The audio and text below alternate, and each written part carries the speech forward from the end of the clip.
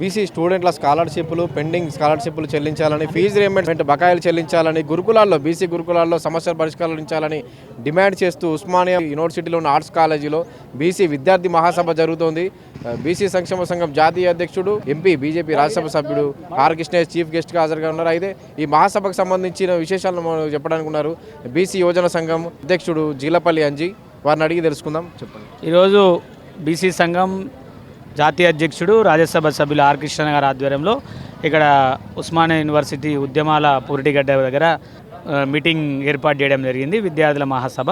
ఎందుకంటే ముఖ్యంగా ఈరోజు రాష్ట్ర ప్రభుత్వం కానీ విద్యార్థుల పట్ల, నిరుద్యోగుల పట్ల విస్మరిస్తే తీరుని, రెండోది విద్యార్థులకి గత 3 ఏళ్ల నుంచి ఫీజు రియంబర్స్మెంట్ స్కాలర్షిప్ 5,000 కోట్ల పైన ఈరోజు పెండింగ్ ఉంది.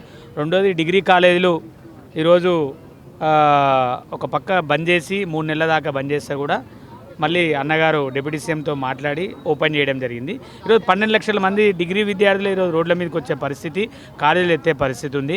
తక్షణమే ప్రభుత్వం బకాయిలు విడుదల చేయాలని చెప్పి రాష్ట్ర ప్రభుత్వాన్ని డిమాండ్ చేస్తూ ఉన్నాం. ముఖ్యంగా రెండోది ఈరోజు మెస్ ఛార్జీలు పెంచింది హాస్టల్ విద్యార్థులకి, దాన్ని వెల్కమ్ చెప్తున్నాం. కానీ బకాయిలు విడుదల చేయకుండా ఈరోజు పెండింగ్లోనే అని ఇవ్వకుండా ఈరోజు బీసీ ఎస్టీలకి రాష్ట్రంలో 290 బీసీ హాస్టల్ ఉన్నాయి. వాళ్ళకి సొంత భవనాలు నిర్మించాలని, ఈరోజు బర్లు గొర్రెలు ఏ విధంగా అవుతున్నాయో ఆ విధంగా ఈరోజు విద్యార్థులందరూ ఆ రోజు అలమటిస్తూ ఉన్నారు. రెండోది గురుకుల విద్యార్థులకు కూడా సొంత భవనాలు కట్టాలని, రెండోది ఈరోజు ఉద్యోగాల మీద రాష్ట్ర ప్రభుత్వం శ్వేతపత్రం విడుదల చేయాలి. వాళ్ళు చెప్పింది ఒకటి ఉంది, ఈరోజు జరుగుతుంది ఒకటి ఉంది. రెండోది 55 జీవోని 29 జీవో తీసుకొచ్చారు గ్రూప్ 1 విద్యార్థులకి. ఈరోజు ఈడబ్ల్యూఎస్ రిజర్వేషన్, ఇలాంటి అనేక పైన బీసీ అంశాల మీద ఈరోజు ఆర్ కృష్ణ ఆధ్వర్యంలో ఈరోజు బీసీ విద్యార్థుల రాష్ట్ర మహాసభ ఇక్కడ ఏర్పాటు చేయడం జరిగింది. ముఖ్య అతిథిగా అన్న రాబోతున్నారు.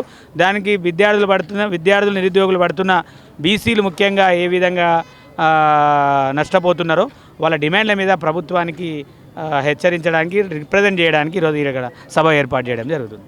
ఇది బీసీ యువజన సంఘం అధ్యక్షుడు జీలపల్లి అంజీ చెప్తున్నారు.